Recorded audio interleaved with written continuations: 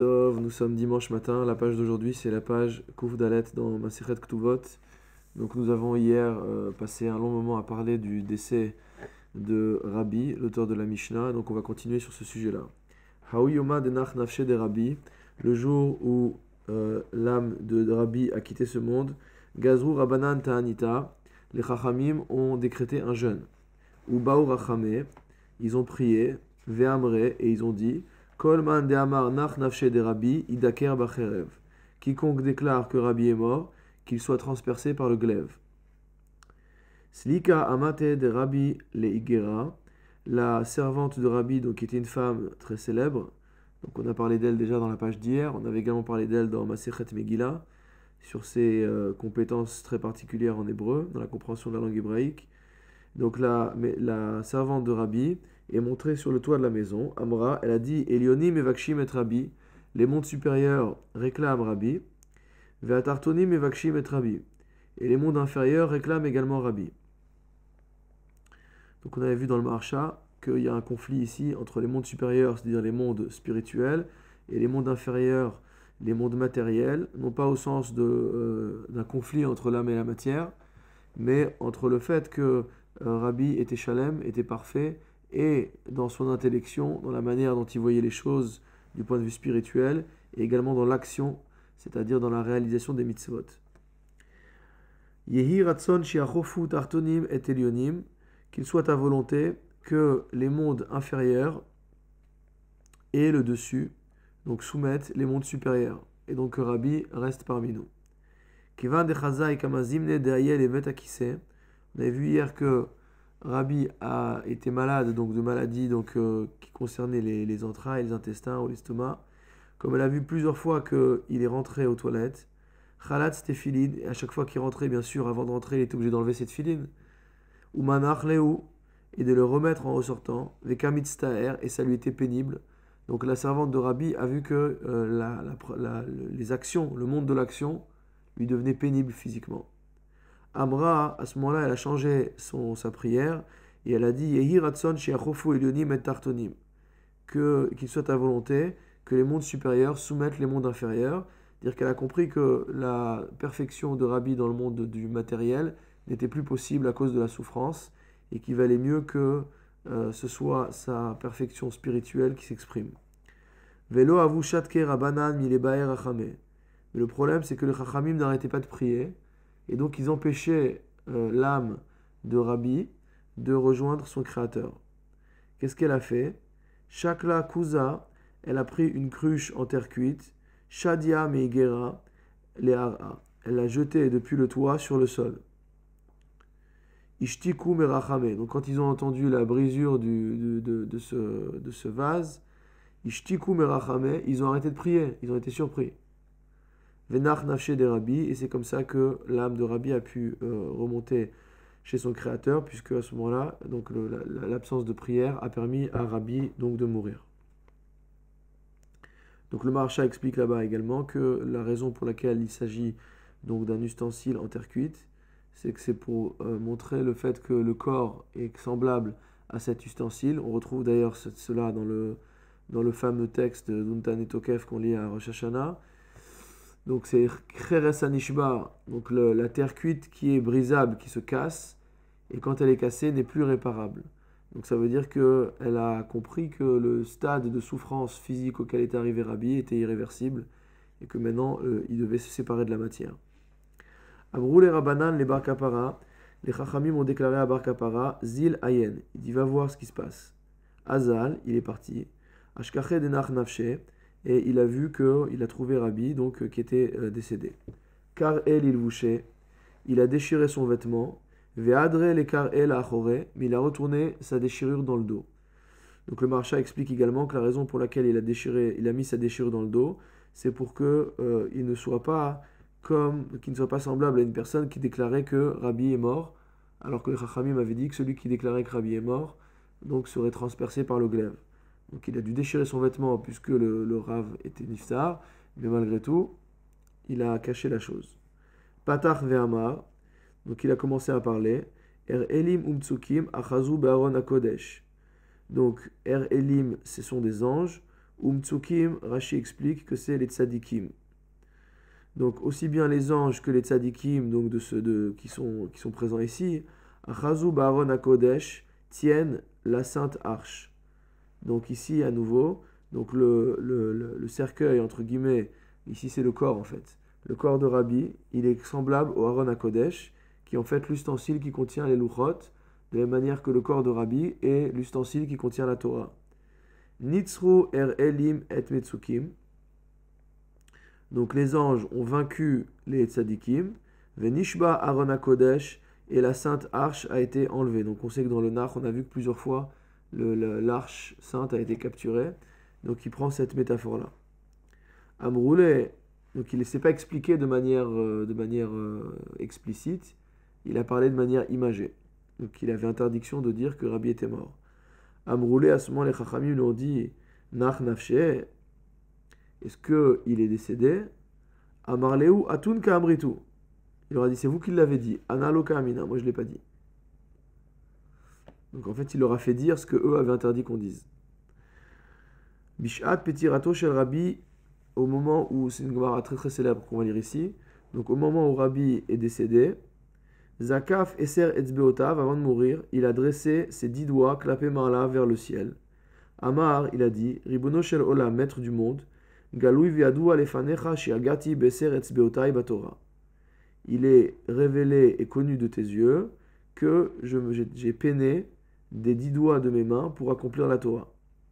Velo neti afilu beetzba ketana, et je n'ai pas même profité du petit doigt. Yehi ratson, enfin avec mon petit doigt. Yehi ratson, veut dire que toute sa, comme explique le Maharsha, les mains représentent l'essentiel donc de l'action de l'homme. Donc il est en train de dire que dans toutes ses actions, il était uniquement motivé par l'accomplissement des mitzvot et qu'il n'a pas à un seul moment tiré profit donc de sa vie matérielle. Yehi ratson milefanecha sheyeh shalom bimnuchati, qu'il soit conforme à ta volonté, qu'il y ait la paix dans mon repos. Yatzta batkol ve'amra, une voix céleste est sortie et a déclaré, Yavo shalom, que vienne la paix, mot à mot, qu'il vienne en paix, Yanuchu al mishkevotam, qu'ils reposent, au pluriel, al mishkevotam, sur leur couche. La Gemara pose une question, elle dit, al mishkavecha mi ba'ele, on aurait dû dire, sur ta couche, pourquoi sur leur couche? Donc d'après le Maharsha, la raison pour laquelle la question n'est pas posée sur Yanuchu, parce qu'on aurait dû aussi dire, Tanoar al mishkavecha, tu reposeras sur ta couche. Donc pourquoi on a dit ils reposeront sur leur couche et la Gemara ne pose la question que sur le fait de leur couche et non pas sur ils reposeront, pour dire qu'ici il s'agit du repos de l'âme et du repos du corps. Donc il y a d'une part le corps qui allait reposer dans la terre, le corps de Rabbi Yehuda Anassi, et d'autre part son âme qui a été reposée également dans les mondes célestes.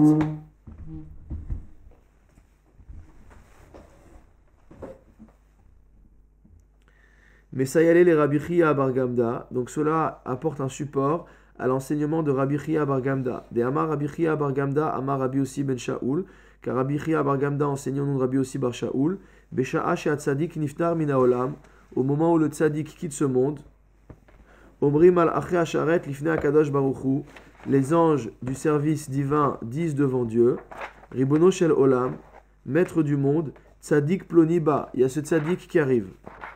Omer lahem, il leur dit, Yavo tzadikim veyetseu likrato, que viennent les tzadikim à sa rencontre. Veomrimlo, et ils lui disent, les tzadikim à celui qui vient de décéder, Yavo beshalom, qu'ils viennent dans la paix, Yanuchu al mishkevotam, qu'ils reposent sur leur couche.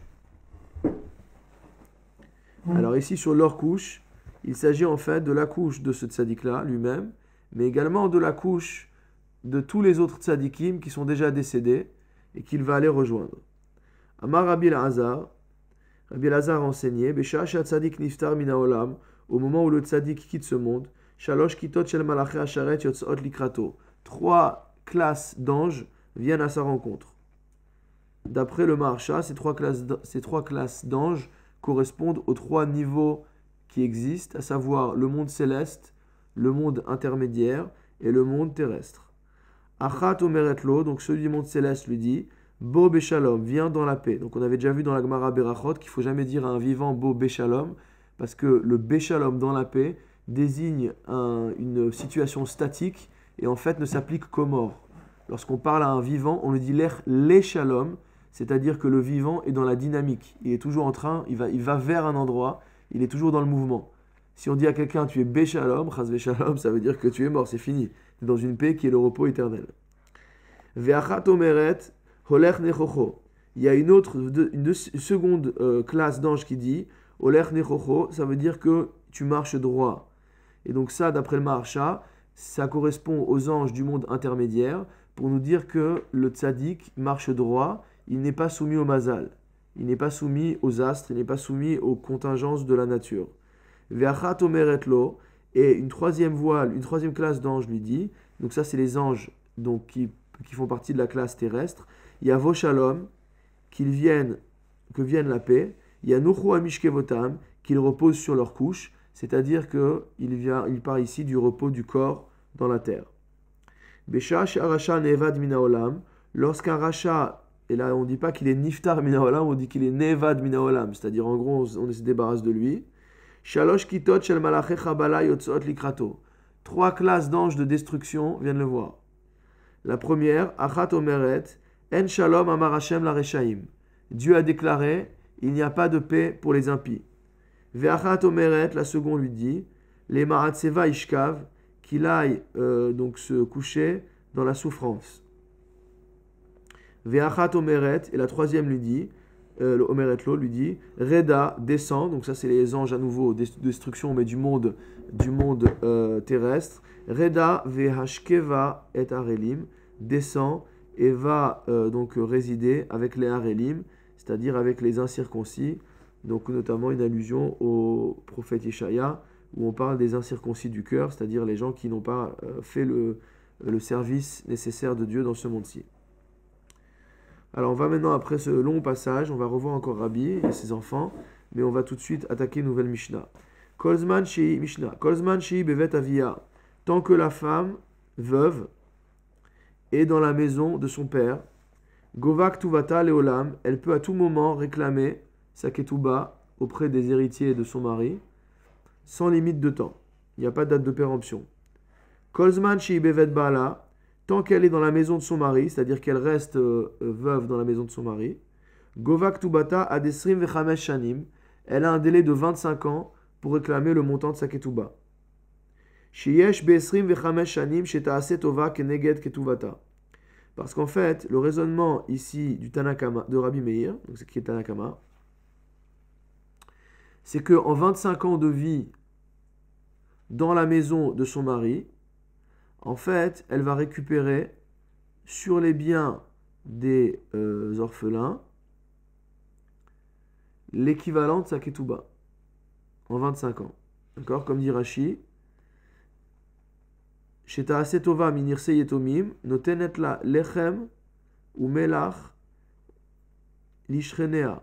Elle va donner du pain et du sel à ses voisines, qu'on dit même pas, d'après Rashi, c'est même pas quelque chose qu'elle prend pour elle. Mais elle va se servir en fait dans les biens des Yetomim à diverses occasions. Et donc en se servant pendant 25 ans sur les biens des Yetomim, elle va avoir épuisé finalement le montant de la ketouba qu'elle devait recevoir. Donc si elle reste dans la maison des Yetomim, au bout de 25 ans, elle ne peut plus réclamer sa ketouba. Oui, c'est parce que c'est au-delà des mésonates. Voilà, c'est au-delà du dû qui lui était accordé. Dit vrai Rabbi Meir. Chez Amar Mishum Rabban Shimon ben Gamliel, et donc Rabbi Meir lui-même a rapporté cet enseignement-là de ce qu'il a appris de Rabban Shimon ben Gamliel, donc qui, comme on l'a vu, est le petit-fils de Rabbi Noazaken, Rabbi Nakadosh. Vachachamim omrim, et les Chachamim disent, quant à eux, Kolzman sheibevet ba'ala, que tant qu'elle est dans la maison de son mari, Govak tuvata leolam, au contraire, tant qu'elle est dans la maison du mari, il n'y a pas de date de péremption pour réclamer sa ketouba. Kolzman sheibevet avia. Par contre, dès lors qu'elle passe son veuvage dans la maison de son propre père, Govak Tuvata Adesrim Chamesh Shanim, elle a 25 ans pour réclamer sa ketouba, pas plus. Meta, lorsqu'elle décède elle-même, Yorshea Mazkirin Ketubata Adesrim Vechamesh Shanim, ses descendants peuvent eux-mêmes réclamer la ketouba jusqu'à 25 ans. Rashi précise bien qu'Elomar Tsricha limchot kol ketuvata Betor Esrim Vechamesh Shanim. Que donc le délai de 25 ans, c'est pas un délai. C'est un délai à partir du moment du point de départ. Hein. C'est pas un nouveau délai de 25 ans qui commence. Alors la Gemara enseigne. Amarle Abaye les Rav Yosef. Abaye a posé une question à Rav Yosef. Aniya chez Israël.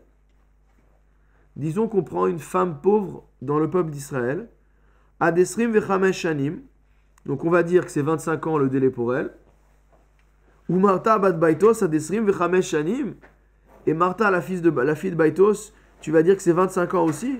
C'est-à-dire que d'après le Tanakama, on a dit qu'en fait ça dépend de combien elle a pris. D'accord, sur les biens.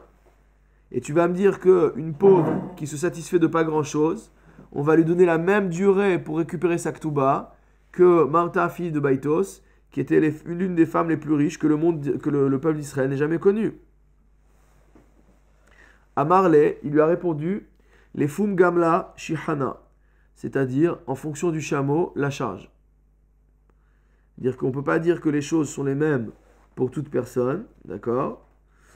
Ici aussi, Afkan, comme dit Rashi, les filles Oshra Tovata. Donc le bénéfice qu'elle tire est en rapport avec sa richesse. Ibarya Lehu. Donc on a posé une question au Beth Midrash. Les Rabbi Meir, si on prend l'avis de Rabbi Meir, d'accord, qui parle donc du fait que tant que la femme reste dans la maison du mari, elle va tirer des bénéfices en plus de ce qui lui est dû normalement au titre des mésonotes.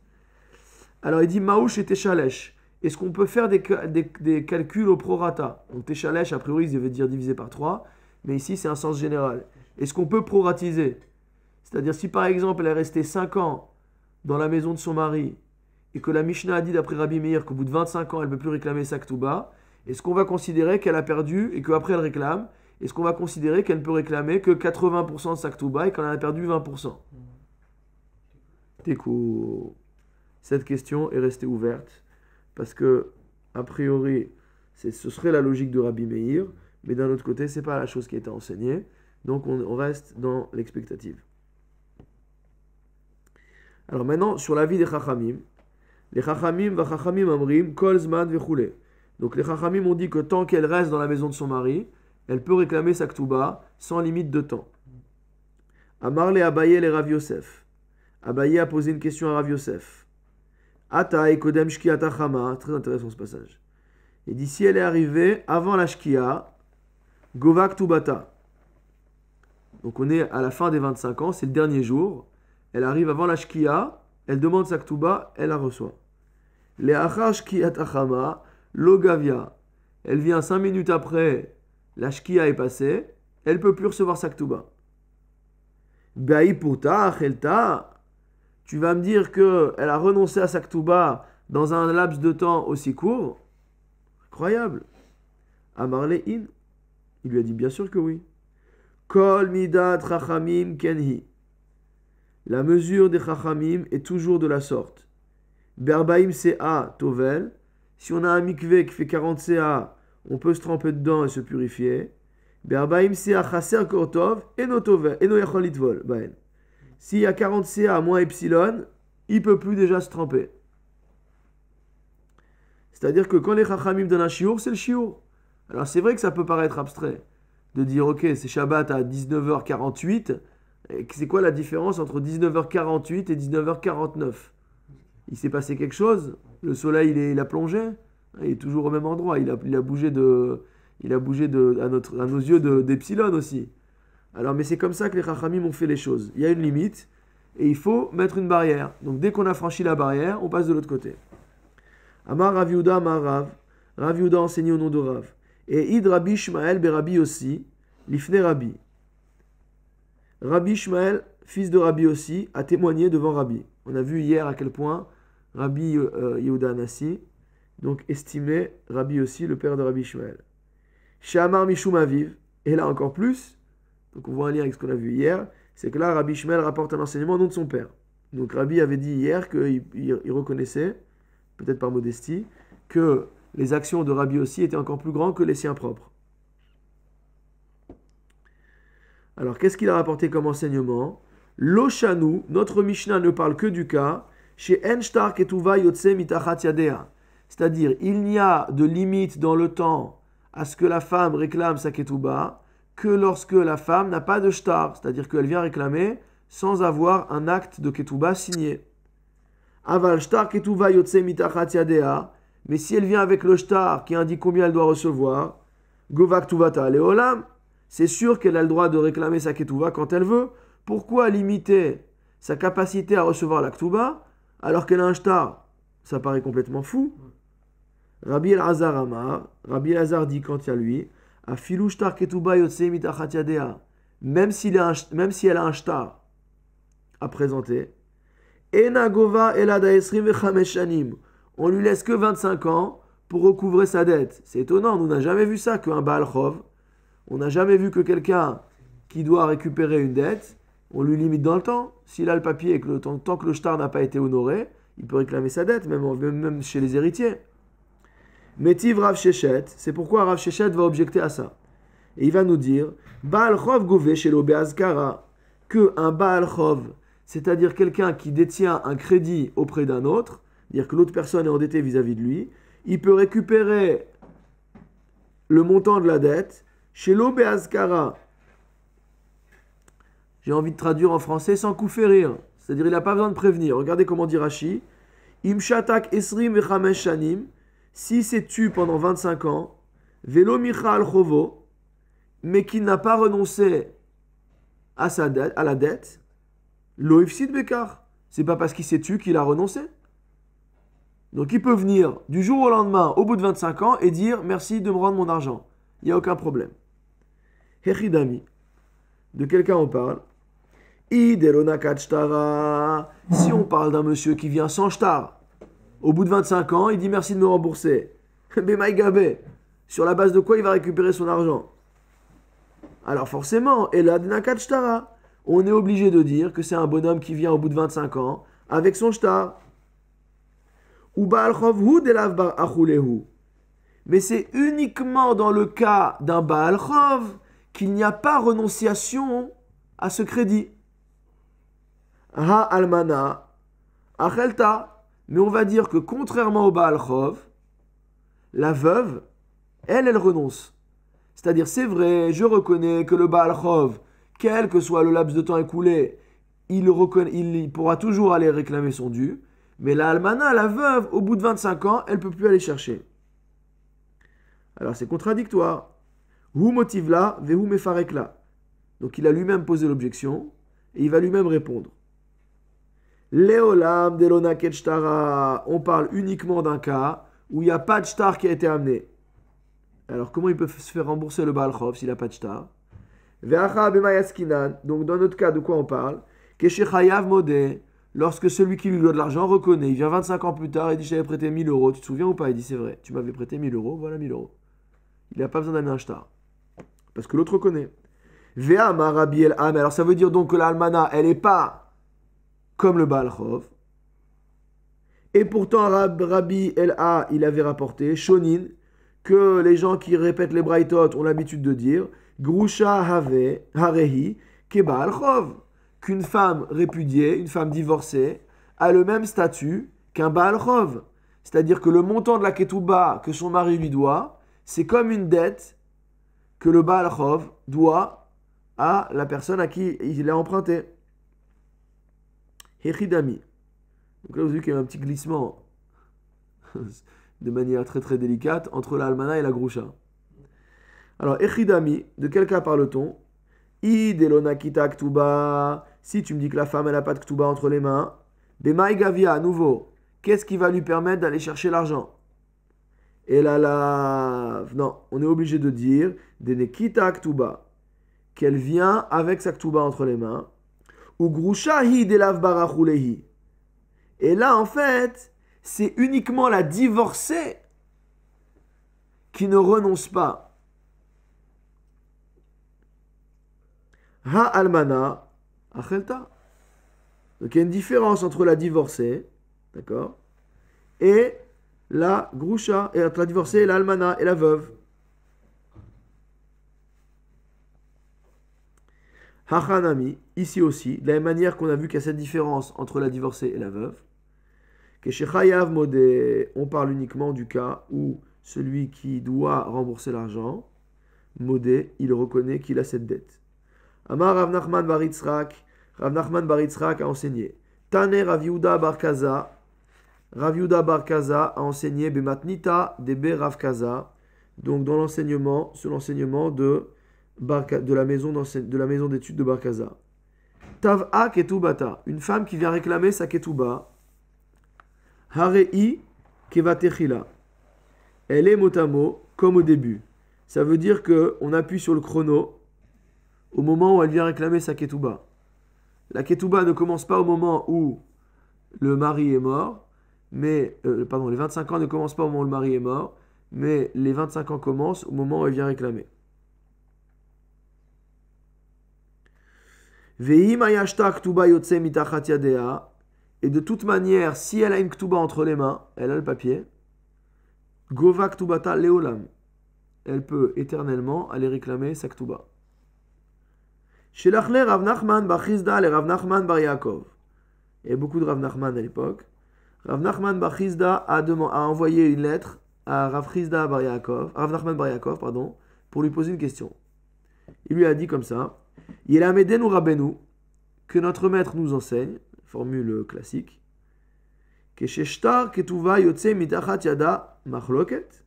Est-ce que la machloket entre Rabbi Meir et Chachamim dans la Mishnah, elle parle d'un cas où la femme a un shtar ketuba, ou keshe en shtar ketuba mitachat yadea, ou lorsqu'elle n'a pas de shtar ketuba. Donc ça, c'est sa première question. Deuxième question, halacha kemi. Maintenant, entre Rabbi Meir, qui est le Tanakama, et Chachamim, comment va la halacha? Shalachle, il lui a écrit une tchouva, il lui a répondu. Beshe en shtar ketuva yotse mitachat yada machloket. Il lui a dit, bien sûr, la machloket de la Mishnah, c'est uniquement dans le cas où la femme ne détient pas de ktuba. Au sens, elle n'a pas d'acte. Aval shtar ktuba yotse mitachat yada. Mais si la femme détient un shtar de ktuba, gova ktubata leolam, elle peut récupérer sa ktuba éternellement, puisqu'on avait dit effectivement qu'il n'y avait absolument aucune logique à dire que quelqu'un qui vient avec un shtar pour se faire rembourser, on lui dit: ah désolé, il y avait une date de péremption. Il n'y a pas de prescription sur les dettes. Ve'alacha kedivre chachamim. Quant à savoir comment est la halacha, elle sera comme les chachamim, c'est-à-dire que tant qu'elle est dans la maison de son mari, elle peut récupérer la ktuba de manière permanente et éternelle. Dès lors qu'elle est partie retourner chez son père, elle n'a plus que 25 ans pour récupérer sa ketuba. Kiata Rav Dimi Amar Rabbi Shimon ben Pazi. Lorsque Rav Dimi est venu d'Eretz Israël, il a enseigné au nom de Rabbi Shimon. Il a dit au nom de Rabbi Shimon ben Pazi, Amar Rabbi Yoshua ben Levi, au nom de Rabbi Yoshua ben Levi, Mishum Bar Kapara, au nom de Bar Kapara. Donc on voit que c'est un enseignement très ancien. Lo shanu ela mane mataim. Il y a une autre précision qui nous manquait dans la Mishnah, c'est de savoir de quelle partie de la Ktuba on parlait. Est-ce qu'on parlait du mane mataim, c'est-à-dire du socle principal de la Ktuba, ou est-ce qu'on parlait du Tnaï Ktuba ou de la Tosefet Ktuba, de ce que le mari peut rajouter en plus. Alors, lui, il a enseigné là-bas, L'oshanuela mane mataim. On ne parle dans cette Mishnah que du socle de 100 ou 212. Aval tosefet yeshla. Mais elle pourra toujours aller réclamer, même au-delà des 25 ans, la tosefet. Ve Rabbi Abaou amar Rabbi Yochanan. Et Rabbi Abaou a enseigné de Rabbi Yochanan, donc un autre enseignement d'Eretz Israël. Afilu tosefet en la. Après 25 ans, de la même manière qu'elle n'a plus le droit au mane mataim, de la même manière qu'elle n'a plus le droit au socle de l'Aktuba, elle n'a plus non plus le droit au supplément de l'Aktuba. De Amar Rabbi Aïbou, Amar Rabbi Yanaï, car Rabbi Aïbou a enseigné au nom de Rabbi Yanaï, Rabbi Aïbou qu'on avait, si mes souvenirs sont bons, croisés dans Masechet Moed Katan, Tnaï Ketuba, Kirtuva Dame, que on considère le supplément de l'Aktuba comme la Ketuba. Itmar Nami, on a également un enseignement des Amoraïm qui va dans ce sens. Amar Rabbi Abba, Amar Ravuna, Amar Rav. Donc on est maintenant, donc Rabbi Abba qui enseigne de Ravuna, qui enseigne de Rav. Lo shanu elaman emataim. Que on limite cette marloquette au socle de 100 ou 212. Aval tosefet yeshla. Mais la tosefet ktuba, le supplément de la ktuba, elle pourra toujours le recouvrer. Amar le Rabbi Abba le Ravuna. Rabbi Abba demanda à Ravuna. Amar Ravachi, est-ce que Rav vraiment il a dit une chose pareille? Qu'elle aura toujours la tosefet? Amar le, Ravuna lui a répondu. Ishtikan ka'amart. Il dit ta question c'est pour me faire taire. Ou ashkiyan ka'amart. Ou ta question c'est pour me faire boire. Ça veut dire qu'en fait, il lui pose la question suivante. Il lui dit, est-ce que ta question, c'est une question de remise en cause? Et tu me dis, c'est comme si, ah oui, vraiment, il a dit ça, Rav. Tu es en train de me dire, Rav n'a jamais dit ça. Tu veux t'opposer à moi. Ou alors, tu es émerveillé par la force de Rav. Et voilà, champagne. On va boire, on va sabler le champagne ensemble. Et on va boire un coup, parce que c'est vraiment un chidouche extraordinaire. Alors il lui a répondu, Amarle Ishtikan Kamina. Non, je te dis ça pour te faire taire. Ça veut dire qu'il n'est pas du tout d'accord avec le fait que Rav, il n'est pas d'accord en tout cas avec l'enseignement de Rav. Chamte de Rav Chia Aricha, la belle-mère de Rabbi Chia le Grand, Intat Achua Havai, était la fille de son frère. Donc je répète, la belle-mère de Rabbi Chia Aricha, c'était la fille de son frère. C'est-à-dire c'était sa cousine germaine. D'accord? Ve'almana bevet avia havai. Et donc lorsque son mari est décédé, c'est-à-dire donc le père de Rabbi Chia Aricha, Bevet avia havai, elle est partie passer son veuvage dans la maison de son propre père. Donc elle n'est pas restée dans la maison de son mari. Vezana esrim vechamesh shnin bevenasha, et il l'a nourrie pendant 25 ans dans la maison de son père, à elle. L'essof amrale, au bout de 25 ans, elle lui a dit Havli maisonné. Elle lui a dit donne-moi à manger, donne-moi mes maisonnotes. Amarla, il lui a dit Letlach maisonné, t'as plus le droit à manger. 25 ans, c'est. Alors elle lui a dit Havli ketouba, donne-moi ma ketouba. Amarla, lo maisonné itlach, velo ketouba itlach. Il lui a dit tu n'as le droit ni aux maisonnotes, ni à l'Aktuba. Pourquoi? Parce qu'après 25 ans, tu as perdu tes droits. Ça fait 25 ans que je te supporte, au sens bien sûr anglais du terme. Et donc maintenant, il est temps que tu voles de tes propres ailes. T'as 20 les dina, Kameh de Rabbi Barshela, elle s'est pas dégonflée. Elle lui a envoyé une azmanat beddin. Il s'est retrouvé devant le tribunal de Rabba Barshela en justice pour réclamer son dû. Amarle, donc Rabba Barshela a dit à Rabbi Chia Aricha, Emali Izi lui a dit mon ami, dis-moi, Goufa de Ouvda Echiava, comment les choses se sont-elles déroulées? Amarle, il lui a dit, Zaneta Esrim Vechamesh Shanim Bevenasha, j'ai subvenu à sa subsistance, à ses besoins, pendant 25 ans dans la maison de son père. Bechaye Demar, je te jure, Debirtafai Amtaila, c'est moi-même qui lui ai amené à manger sur mes propres épaules. C'est-à-dire il s'est vraiment donné pour qu'elle ait une vie confortable. Il a fait tout ce qu'il fallait pour elle. Amarle, il lui a dit, à ton avis, Tarmama Yamur Rabanan, Kolzman Shei Bevet Bala Govak Tuvata Leolam. À ton avis, pourquoi les Chachamim ont dit que tant qu'elle est dans la maison de son mari, elle peut réclamer sa ketouba de manière indéfinie? C'est-à-dire qu'il n'y a pas de date après laquelle elle ne peut plus réclamer. Des Amrinan, parce qu'en fait, bon, je n'avais pas lu Rashi, mais Rashi l'avait ramené déjà là-bas. De Amrinan, car on dit Mishum Kisufa ou de la Tava. Elle a honte de demander. C'est-à-dire, elle est dans la maison de son mari. Elle est nourrie, logée. Et elle, en plus, elle va venir réclamer au Yetomim sa Ketouba. Elle a honte. Donc, en fait, la raison pour laquelle elle ne réclame pas sa Ketouba, c'est pas qu'elle y a renoncé, c'est qu'elle a honte de demander sa Ketouba aux Yorshim, aux héritiers. Il lui a dit manque de bol pour toi. Achanami, c'est la même chose dans notre cas. Mishum Kisufa ou Delotava. Regarde comment tu t'es bien occupé d'elle. Elle avait honte de demander. Donc, bien qu'elle était dans la maison de son père et non pas dans la maison du mari, tu t'es occupé d'elle d'une manière tellement extraordinaire qu'elle avait honte de demander sa Ketouba. Mais c'est sûr qu'elle n'y avait pas renoncé. Donc, tu dois lui donner. Zil Havla, va lui donner. Lo Ashgah. Ouais, c'est difficile à lire, mais c'est comme ça. Il n'a pas écouté le Beddin. Il lui a pas donné. Alors, qu'est-ce qui s'est passé? Elle est retournée voir le Beddin. Elle a dit, voilà, il ne veut pas me donner.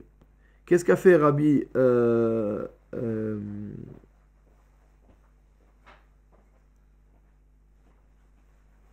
cherche le nom du Dayan. Il va me revenir. Ouais, Rabba Barshela. Donc, elle est retournée voir Rabba Barshela. Katavla adkarta anirse. Il lui a écrit une adkarta, c'est-à-dire qu'il lui a écrit un shtar qui lui permettait d'aller se servir sur les biens de Rabbi Chia Aricha. D'accord? Bon, voilà. Puisqu'en fait, ça s'appelle un référé en français. Hein.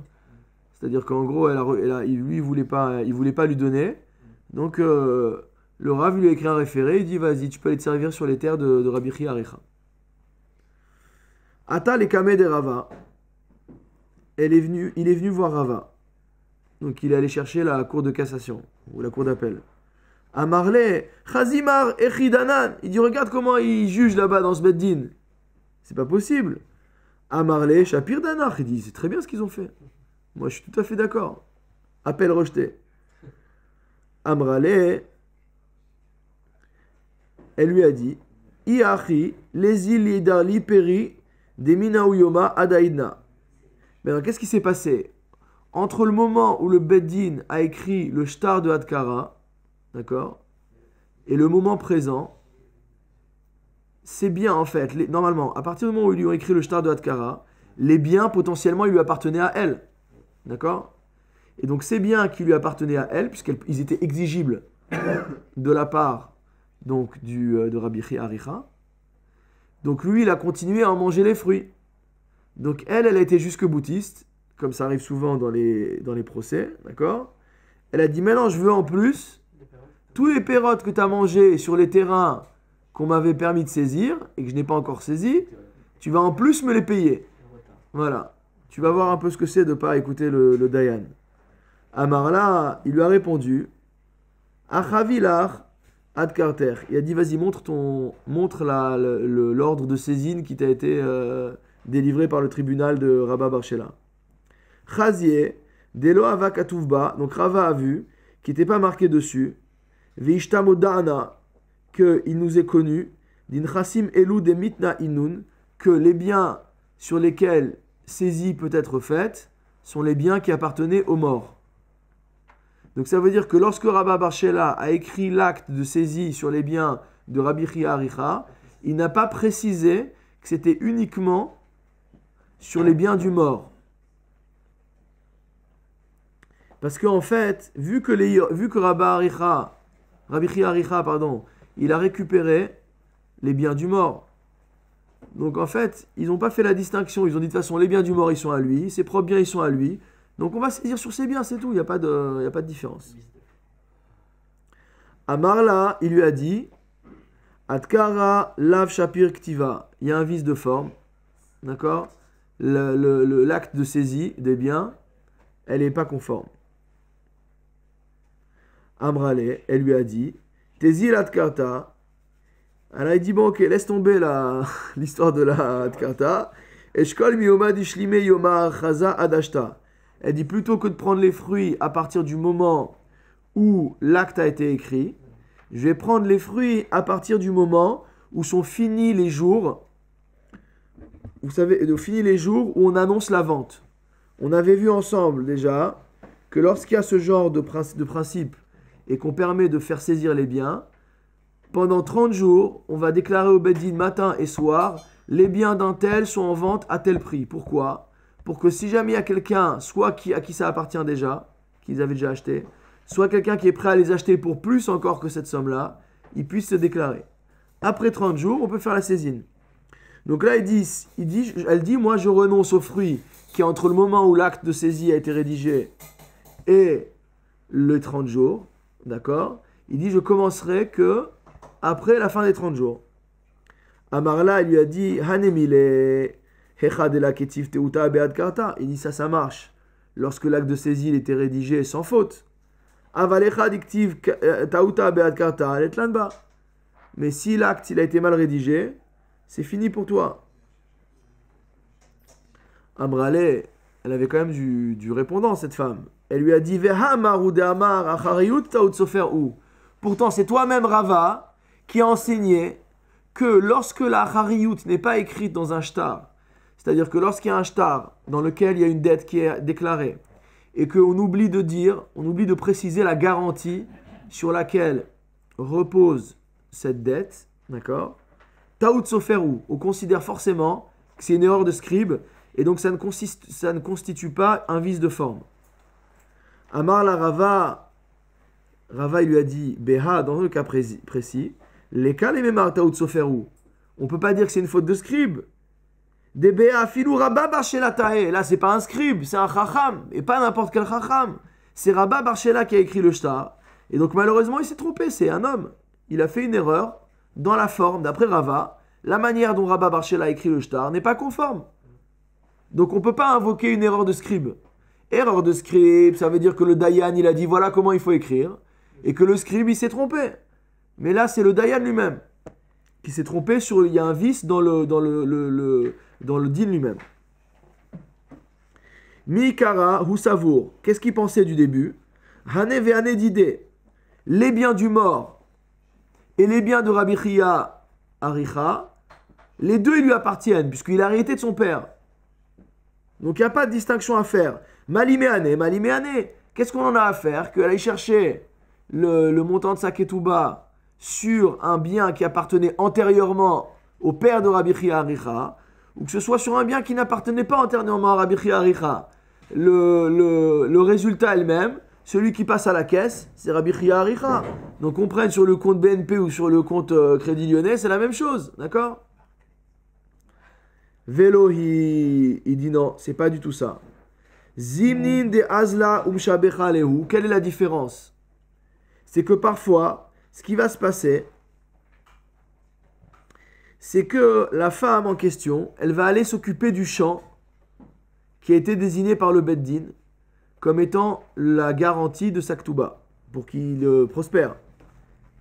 Udbala, mir c'est fait. Et par contre, le champ de son mari à elle, lui, va s'abîmer. D'accord ?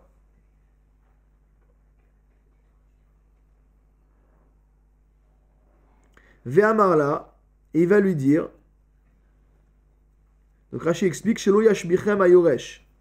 D'accord ? De manière à ce que donc l'héritier donc ne l'embellisse pas. Sheubatuar sheyachzor veikar et shelo miyada. Parce qu'il va être sûr que ça va lui revenir, et il va y prendre ce qu'il lui doit, donc des mains de la femme. Viomarla teli sheli ameshu badlir. Il lui a dit, donne-moi à moi le champ qui a été assujetti à ta ketouba. Ve'amarla, il va lui dire, shekal didar ve'avli didi. Prends ce qui est à toi et donne-moi ce qui est à moi. Et qu'est-ce qui va se passer dans ce cas-là? Ve'atel et apuke la'az al bedina. On va finir par dire du mal du Beddin. C'est-à-dire qu'on va dire que le Beddin ne se préoccupe pas du bien de la femme. D'accord? Parce qu'il va avoir possibilité que finalement on donne à la femme un terrain qui n'est pas du tout en rapport avec la valeur de la ketouba.